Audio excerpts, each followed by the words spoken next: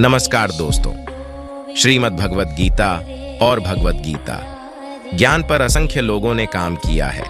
जाने कितनी गीता आपने सुनी भी होगी, परंतु मैं आपके सामने प्रस्तुत कर रहा हूं भगवत गीता की एक और व्याख्या में क्या विशेष। इस गीता में अगर कुछ विशेष है तो वह है श्री कृष्ण व की हम सब निमित्त हैं। एकदम साधारण भाषा में अगर कहें तो भगवत गीता एक उत्तर है। दुनिया में ऐसा कोई प्रश्न नहीं जिसका उत्तर यहां नहीं मिलता। प्रिय भक्तगण, आज हम आपको जीवन से जुड़े ऐसे ही कुछ प्रश्नों के उत्तर बताने जा रहे हैं जिसे सुनने मात्र से आपके जीवन में सुख संपत्ति और ज्ञान की प्राप्ति होगी। चलिए प्रारंभ करते हैं। जीवन में दुख और सुख सभी के साथ लगा रहता है। सुख और दुख जीवन का साथी है। श्री कृष्ण भगवान ने जीवन में सुखी और खुश रहने के बहुत से मंत्र बताए हैं। अगर जीवन में दुख तो कभी पीछा नहीं छोड़ता तो क्या करें। श्री कृष्ण भगवान ने जीवन में खुश रहने के लिए अपने आप को माया जाल और मोह माया से दूर रहने को कहा है। अगर आप जीवन में शांति और खुशी चाहते हैं तो किसी बात की शिकायत न करें। हर दिन को अच्छे से जिया करें। मोह माया से अपने आप को बाहर निकालें। मनुष्य को कभी भी अपनी तुलना दूसरों से नहीं करनी चाहिए। अगर आप अपनी तुलना करते हैं तो आप कभी खुश नहीं रह पाएंगे। आप जैसे हैं वैसे ही अपने आप को स्वीकार करें। जीवन में खुश रहने के लिए अपने आप को आलोचना से दूर रखें। इस बात का ध्यान रखें कि कभी भी किसी की भी आलोचना न करें। अगर जीवन में दुख आपका पीछा नहीं छोड़ते तो आप सबसे पहले अपने अतीत के बारे में सोचना बंद कर दें। बार बार अतीत के बारे में सोचने वाला व्यक्ति जीवन में कभी आगे नहीं बढ़ पाता। अगर जीवन में आप खुश और सुखी रहना चाहते हैं तो अपने वर्तमान को देखें। अपना ध्यान उसी पल पर लगाएं जिसमें आप हैं। उसी पल को जिया करें। जब किसी भी कार्य करने में अगर लालच होगा, बेईमानी होगी, जलन होगी तो वो काम न तो सही होगा और न ही उसके परिणाम फलदायी होंगे। इसके अतिरिक्त जिस कार्य को हम पूरे मन से प्रेम पूर्वक करेंगे तो वो न सिर्फ हमारे लिए बल्कि समाज के लिए भी हितप्रद होगा।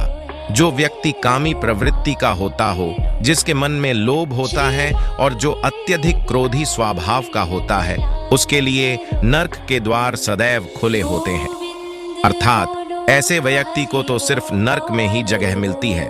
भगवान श्री कृष्ण ही इस सृष्टि के पालनहार हैं। वही इस संसार की शुरुआत थे, वही मध्य और वही अंत होंगे। मनुष्य सब कुछ चाहता है पर सब कुछ उसे नहीं मिल सकता। आपको जो नहीं मिला उसके लिए पश्चाताप मत करो और जो आपसे खो गया, जो आपसे अलग हो गया, उसके लिए निराश भी मत हो। समय एक सा नहीं रहता। आज दुख है तो कल सुख भी आएंगे और सुख के बाद दुख भी आना स्वाभाविक है। आपको पूरे धैर्य और पर विश्वास के साथ अपना जीवन निर्वाह करना चाहिए। लोग अक्सर सच कहने से बचते हैं या डरते हैं, पर सत्य कभी छुप नहीं सकता और न ही कभी मिट सकता है। कितना भी छुपा लें पर सच तो उजागर हो ही जाएगा। इसलिए जो बात सच पर आधारित हो उसे करने या कहने और मानने से कभी नहीं डरना चाहिए। लोग अपने शरीर को सुंदर बनाने में लगे रहते हैं, पर आत्मा की सुंदरता शरीर की सुंदरता से कहीं ज्यादा महत्वपूर्ण है। शरीर तो नश्वर है, मिट्टी ही तो है, तो मिट्टी में ही मिल जाता है, पर आत्मा अमर है। इसलिए आत्मा की सुंदरता पर ध्यान दो। आत्मा की सुंदरता अपने को श्री कृष्ण में लीन करने में मिलती है। जो होता है अच्छे के लिए होता है। कभी कभी विपरीत परिस्थितियां हमारी वर्तमान स्थिति को अच्छा करने के लिए आती हैं। मन चंचल होता है, यह इधर उधर भागता है और किसी भी कार्य की एकाग्रता का दुश्मन है। लेकिन यदि यह व्यक्ति के वश में हो जाए तो इससे अच्छा कोई मित्र नहीं है।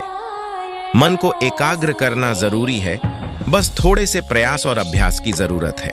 भगवान तो बस प्रेम भक्ति के भूखे हैं। जो भी उनकी भक्ति में लीन होता है, जो भी प्रेम से उन्हें याद करता है, वो सदैव उसका कल्याण करते हैं। जब भी आप कोई बुरा कार्य करते हो या अच्छा कार्य करते हो, आपको लगता है कि कोई देख नहीं रहा, तो यहाँ श्री कृष्ण कहते हैं कि तुम जो कुछ भी कर रहे हो, मेरी दृष्टि सदैव तुम पर है।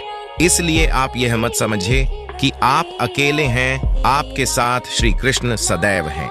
हमारी सफलता और असफलता इस बात पर निर्भर करती है कि हम खुद पर कितना विश्वास करते हैं। व्यक्ति जो चाहे बन सकता है यदि पूरे विश्वास के साथ अपने लक्ष्य पर लगातार चलता रहे। कहते हैं मन के हारे हार है और मन के जीते जीत।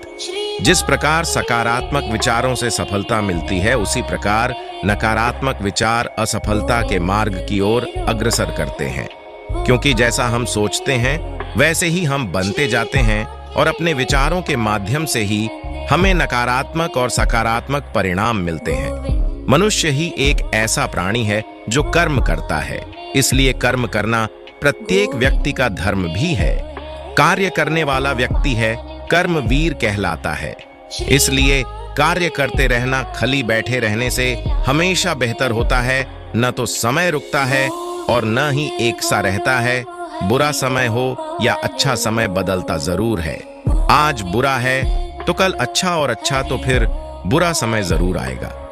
सुख के बाद दुख और दुख के बाद सुख आते जाते रहते हैं। इसीलिए इस पर हमारा कोई वश नहीं है, लेकिन कर्म पर हमारा वश जरूर है।